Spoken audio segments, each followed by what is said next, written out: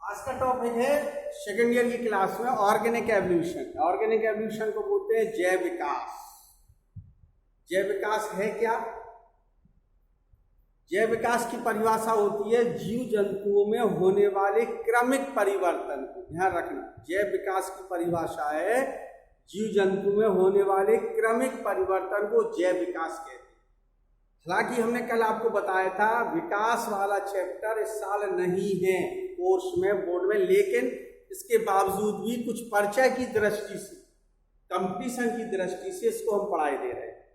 कौन सा chapter? Evolution वाला चैप्टर आपके सिलेबस में नहीं है इस साल की, लेकिन चूंकि हम शुरू कर चुके थे, आज इसको और थोड़ा सा एक्सप्लेन करके समाप्त कर देंगे और कल पढ़ेंगे अपन लोग स्वास्थ्य एवं रोग, ये जो सिलेबस में है, लेकिन फिर भी कंपटीशन की दृष्टि से इसको हम पूरा करे दे रहे हैं।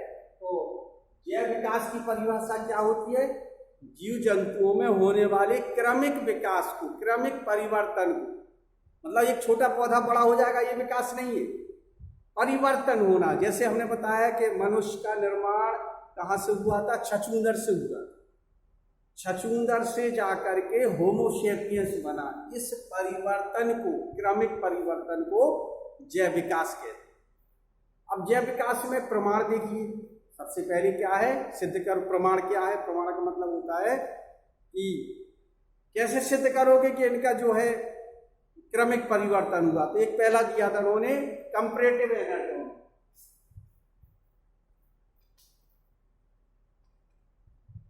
इसमें दो प्रकार के थे, होमोलोगस और एनालोगस।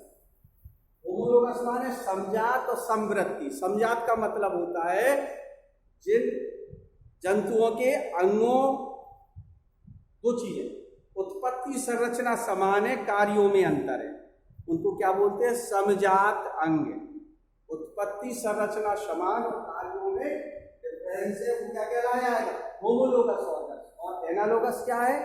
एनालोगस जस्ट उल्टा है, उत्पत्ति संरचना अंतर है, कार्यों में समानता, उसको क्या बोलेंगे?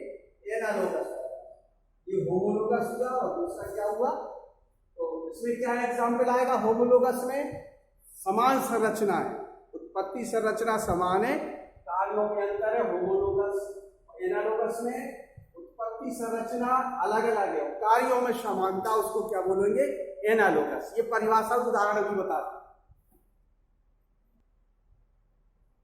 तो ये होमोलोगस और एनालोगस।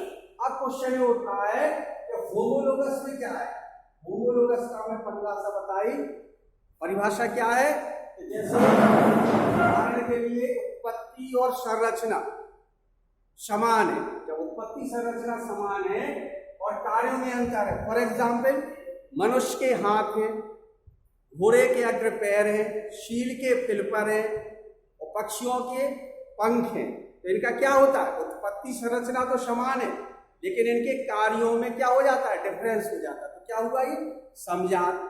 और समवृत्ति में क्या है? उत्पत्ति संरचना तो अलग अलग है एनालोगस, लेकिन कार्यों में समानता होगी। जैसे किसी के भी पंख ले लो, जब पंख ले लोगे तो पंख क्या करते हैं? उड़ने का काम। उत्पत्ति संरचना तो समान है, लेकिन कार्य, उत्पत्ति संरचना अलग है, लेकिन कार्यों में समानता। तो कौन सी? Comparative anatomy.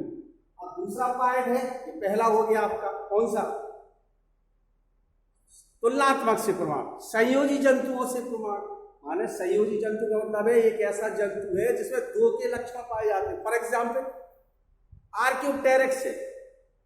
आर्क्योटेरिक्स में पक्षी वर्ग के और रेप्टाइल्स के, सरीसृप के लक्षण पाए जाते हैं। अब वो अवशेष हो गया, वो क्या हो गया? अवशेषी अंग। वो संयोजी जंतु का प्रमाण हो गया।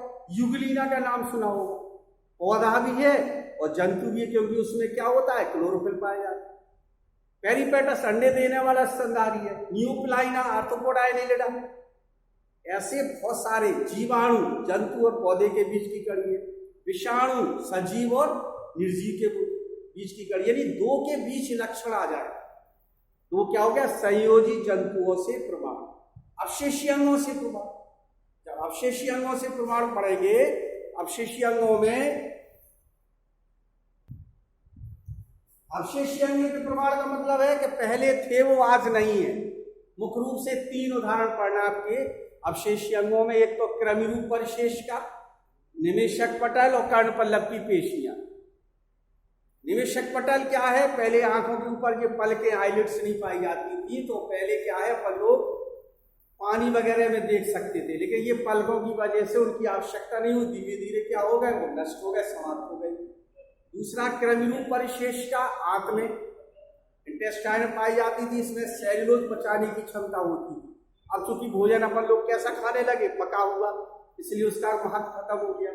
निवेशक पटल, कर्णपल्लव की पेशियां, ये कान, अब चूंकि हाथ काम करने लगे, कानों की ज्यादा ये पिन्ना जो होता है इसकी आवश्यकता नहीं हुई, ऊपर वाला भाग पिन्ना कहलाता है, ये छोटा होता जाता है। तो ये क्या हुआ, क्रमरूप परिशेष का, निवेशक वाला, कर्णपल्लव की पेशियां, पहले पूंछ के स्पॉट पाए जाते, तो ये सब क्या हो गया, अवशेषिया। अब इसके बाद अवशेषण के बाद क्या है अगला, रुणकी से प्रमाण। रुणकी से प्रमाण में क्या है, 8-10 जंतुओं के भ्रूण एम्ब्रियो निकाल के काट के देख लिया जाए तो सभी के समान प्रकार के दिखे, सभी के एम्ब्रियो। इससे क्या सिद्ध होता है कि प्रत्येक जीव जंतु के पूर्वज एक रहे होंगे, सभी जीव जंतुओं के पूर्वज एक रहे होंगे, तभी तो वो एम्ब्रियो डेवलपमेंट में जब काट करके देखते हैं तो सबकी सरह, यानी मनुष्य में भी गिल्स पाए जाते हैं। कब? एम्ब्रियो डेवलपमेंट, जब भ्रूण का विकास होता है तो उस समय गिल्स भी पाए जाते हैं। इसका मतलब क्या है, प्रत्येक जंतु अपने पूर्वजों की कहानी को दोहराता है। ये क्या है, भ्रूण की है, कि नहीं दिया, भ्रूण की से प्रमाण। जीवाश्म के है, अगला दिया इन्होंने फॉसिल से जोड़ा हुआ। जीवाश्म प्रमाण का मतलब है अवशेष। ये जो एक चैप्टर था आदि मानव का, क्रोमैग्नन मानव कहां से आया था, जावा मानव, पेकिंग मानव, नीरर्थल, क्रोमैग्नन, लास्ट में होमोसेपियंस, तो ये सब किससे मिले, कोई आदमी जीवित नहीं है आज तक।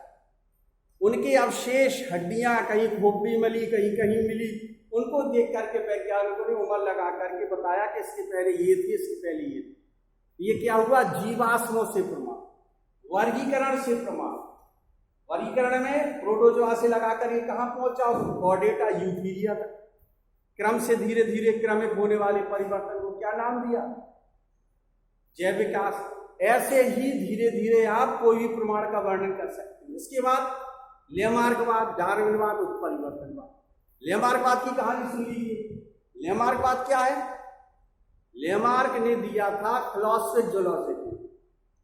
जो लेमार्क थ्योरी है, इन्होंने कौन सी किताब दी थी, फिलॉसफिक जूलॉजी में जीन बैप्टिस्ट डी लेमार्क और डार्विन, चार्ल्स डार्विन ने जिराफ का उदाहरण दिया था। लेमार्क ने बोला था कि जिराफ पहले छोटी गर्दन के थे, धीरे धीरे धीरे धीरे वो लंबी गर्दन के हुए, क्रमिक परिवर्तन, विकास हुआ। लेकिन डार्विन कहते ऐसा नहीं है, पहले ही से 3 प्रकार के जिराफ थे, छोटी गर्दन वाले, मध्यम और उच्च गर्दन वाले। जलवायु शुष्क होने के कारण वो केवल कौन से जीवित बचे, ऊंची गर्दन वाले, ऊंची गर्दन वाले जिराफ जिंदा बचे, बाकी सब मर गए। ये दोनों में डिफरेंस है। लेकिन लेमार्क ने जो अपने सिद्धांत दिए थे फिलॉसफिक जूलॉजी नामक किताब में, उसमें 1-2 पॉइंट थे। अंगों का उपयोग, अनुपयोग, जिन अंगों का उपयोग करते हैं अपन लोग, वो अंग क्या हो जाते, विकसित रहते, बाकी सब अवशेषीय अंग हो जाते। उपाधि लक्षणों की वंशागत, उपाधि लक्षणों के मतलब क्या है, लेमार्क ने बोल दिया एक पीढ़ी के लक्षण दूसरी पीढ़ी में जाते। बात सही भी है, मनुष्य का बच्चा मनुष्य बनेगा, गेहूं बोएंगे अपन लोग खेत में, चना बोएंगे, दूसरी का पौधा निकलेगा, यानी एक पीढ़ी के लक्षण दूसरी पीढ़ी में गए थे। लेकिन ये बीजवान थे वैज्ञानिक, बीजवान ने बोला नहीं ऐसा नहीं है, किसी मनुष्य के अगर उंगली कटी है मेल या फीमेल की, तो उसके बच्चों की क्यों नहीं कटी है। और उन्होंने 40 पीढ़ियों तक चूहों की पूंछ काटी, मेल और फीमेल दोनों। फर्टिलाइजेशन से जो बच्चा, जो चूहे का बच्चा पैदा हुआ, विथ पूंछ के हुआ। तो लेमार्क इसका उत्तर नहीं दे पाए। कारण क्या है, इसी को बोलते हो उपाधि लक्षणों की वंशागत। कारण क्या है कि मेंडल के नियम की खोज नहीं हुई थी या खोज हो गई थी तो प्रचार प्रसार नहीं हुआ था। क्यों, मेंडल ने क्या बोला था, जीनोटाइप और फिनोटाइप, केवल कौन से कैरेक्टर जाते हैं, जीन वाले। इंटरनल कैरेक्टर जाते हैं, एक्सटर्नल कैरेक्टर नहीं जाते हैं। तो ये इंटरनल कैरेक्टर वाला है, इसलिए कुछ कटी नहीं होगी। तो ये लेमार्क के सिद्धांत हुए। अब डार्विन पे आओ। डार्विन ने कौन सी किताब दी थी, the origin species bye means the natural selection, प्राकृतिक वर्ण द्वारा जातियों की उत्पत्ति। चार्ल्स डार्विन ने अपनी किताब दी थी। इन्होंने 5 वर्ष तक बीगल नामक जहाज पर सर्वेक्षण जहाज पर यात्रा की थी, अनेक द्वीपों में, गैलेस्पियो द्वीप में उन्होंने विशेष प्रकार की चिड़ियों को देखा, फिंच की चिड़िया बोली इन्होंने। 5 वर्ष तक इन्होंने रिसर्च किया और सब एकत्रित करके अपने घर पे इंग्लैंड लेके आए। तब उन्होंने कुछ पॉइंट दिए, सिद्धांत दिए। क्या दिए सिद्धांत? पहले अंगों संतान उत्पत्ति की प्रचुर क्षमता, ये डार्विन का है।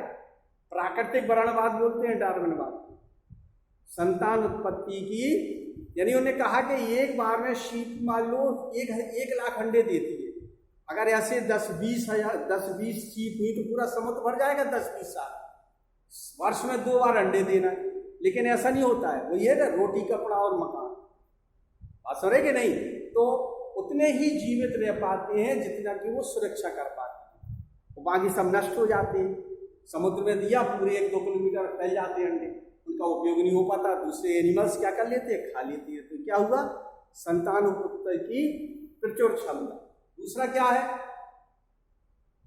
जाति जीवन संघर्ष। एक ही जाति में जीवन संघर्ष होता है, अंतरजाति कहलाता। 2 जातियों में होता है अंतरजाति। वो वातावरण की कृपा से वह जंतु, वह पौधा जीवित रहता है जो वातावरण के अनुसार अपने आप को कन्वर्ट कर लेता, वही जीवित रहता है। नहीं तो डायनासोर क्यों मर गया? वो अपने आप को क्या है, कन्वर्ट नहीं कर पाए, इसलिए वो समाप्त हो गया। कौन सा? डायनासोर। और भी कई ऐसे एग्जाम्पल है। तो ये है डार्विन साहब की थ्योरी, लेमार्क और डार्विन। अब एक और बची उत्परिवर्तनवाद। उत्परिवर्तनवाद में वैज्ञानिक थे ह्यूगो डी व्रीज। ये हम केवल इंट्रोडक्शन बताते जा रहे, चूंकि ये चैप्टर आपके कोर्स में नहीं है, लेकिन कंपटीशन की दृष्टि से एक परिचय देते जा रहे हैं। ह्यूगो डी व्रीज ने उत्परिवर्तनवाद दिया था। उत्परिवर्तनवाद की परिभाषा है अचानक होने वाले परिवर्तन को, जीवों में अचानक होने वाले परिवर्तन को उत्परिवर्तनवाद कहते हैं। पौधे का नाम क्या था? ऑर्निथोरा लेमार्कियाना, इवनिंग प्रिमरोज। ऑर्निथोरा लेमार्कियाना या इवनिंग प्रिमरोज, संध्या प्रिमरोज। इस पर एक्सपेरिमेंट किया था किसने? ह्यूगो डी व्रीज ने, जिन्होंने परिवर्तनवाद सिद्धांत दिया था। यहां पर बच्चे कंफ्यूज हो जाते हैं। जैव विकास की परिभाषा थी क्रमिक परिवर्तन को जैव विकास के, जीवों में होने वाले क्या क्रमिक परिवर्तन को जैव विकास कहते हैं। जीवों में होने वाले अचानक परिवर्तन उत्परिवर्तनवाद कहते हैं, ह्यूगो डी व्रीज। कभी आपने देखा है कि आपने पढ़ा होगा कि समसूति विभाजन, अर्धसूति विभाजन में आधे मेल के आधे फीमेल के प्रोफेज फर्स्ट की लिप्टोटीन, जाइगोटीन, पैचोटीन में क्रॉसओवर ओवर होता है। उसी समय कोई घटना घट जाए, मान लीजिए क्रोमोसोम जो पैर की जगह लगना है वो खोपड़ी की जगह लग जाए, क्योंकि आधे मेल के आधे फीमेल के चेंज होते हैं क्रॉसिंग ओवर की आसमेटस। तो वहां पर कुछ गड़बड़ हो जाए। गड़बड़ का मतलब है आप गिर पड़े, चल रहे हैं, कुछ ऐसी क्रिया हो गई है, या एक्सरा अल्ट्रासाउंड से वो किरणों पर रेडिएशन के द्वारा कुछ कमी आ गई। सबसे ज्यादा आजकल ये स्थिति हो रही है, रेडिएशन के कारण से डिफरेंस हो गया, काफी परिवर्तन आ गया, इस कारण से दिक्कत आने लगी है। तो ये क्या है, कौन सा थ्योरी हो गई? उत्परिवर्तनवाद या म्यूटेशन। इस प्रकार से ये अपना ये टॉपिक पूरा होता है।